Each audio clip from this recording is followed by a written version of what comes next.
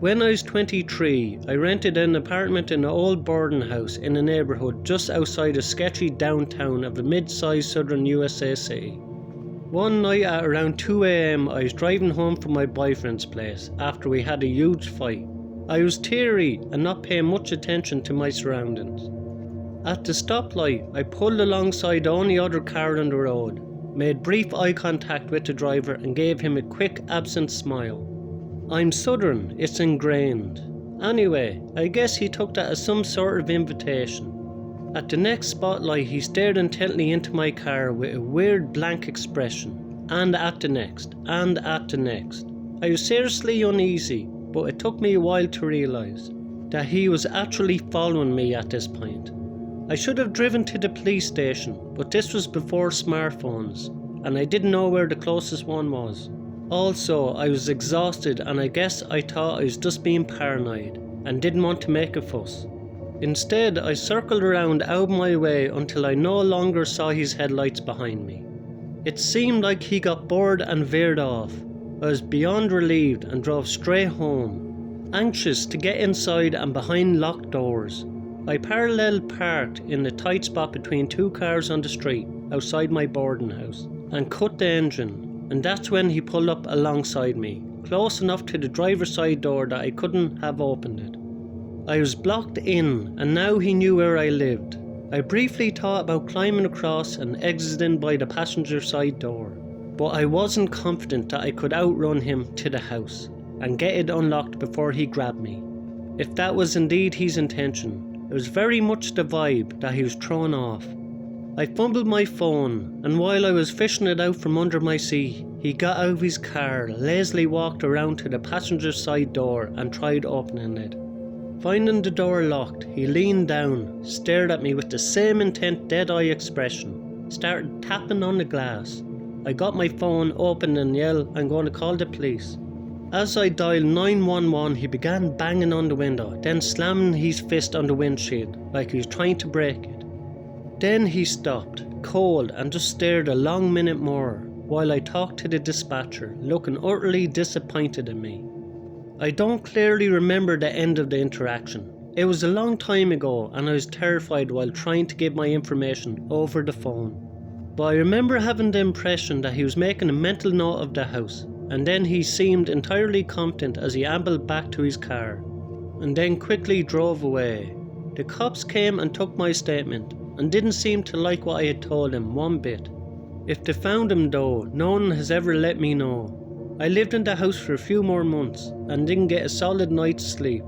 From that point on, the blank expression found me every time I closed my eyes.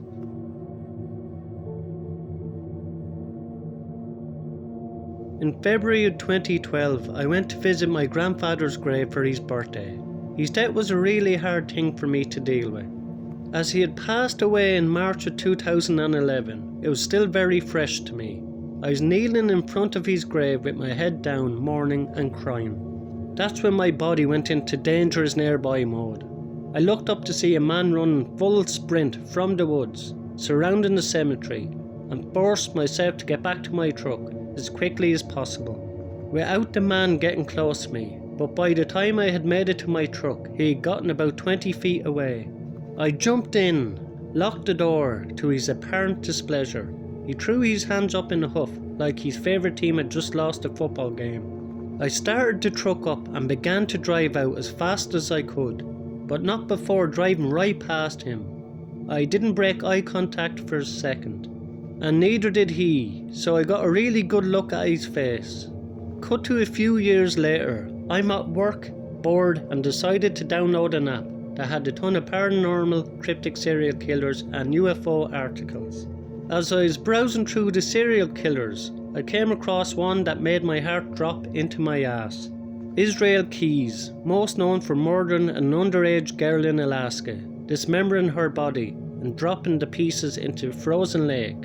He would bury kids all over the United States that would remain hidden sometimes for years before returning to them and committing his crimes. After the incident in Alaska, he had travelled into Texas for a wedding in a city not too far from where I lived, and had disappeared for a bit with none of his family knowing where he was. He was arrested in that city and brought to the prison one city over from me. He was extradited back to Alaska to stand trial. About a year ago I found a book about him that had provided me a lot of details that I now know. He'd been killing for years and no one knows the actual death toll. He eventually did the same to himself in prison. At the end of the book about him, he described some of his favourite places to abduct people: public parks, nature trails and cemeteries. I know for a fact that that was the man I came face to face with, and I often wonder if there was a kill kit buried in the woods. You were fast, Israel, but not fast enough.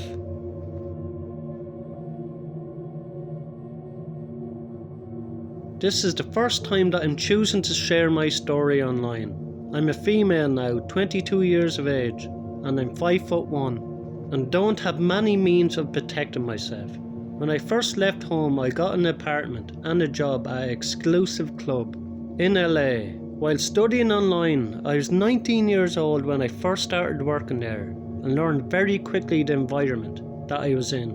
Creepy old men, cheating husbands, and 0 women would ever walk in unless they worked at this club. That's an important detail. The good bottle service money kept me around for way longer than it should have. I always took my break outside in the back, scrolled on my phone, sat on one of the benches until it was time to go back in. We all did this.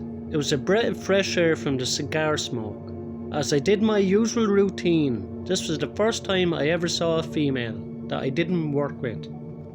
Even in the parking lot, I just assumed her husband had gotten caught up doing something that she didn't like, but that quickly became far from the truth. She walked up to me, very put together, expensive bag, heels, and got dropped off from a very nicely priced vehicle that had New York license plates in front, which was really not the norm in LA. When she got close enough to me, she asked me to help her pick up some change that had fallen under a car.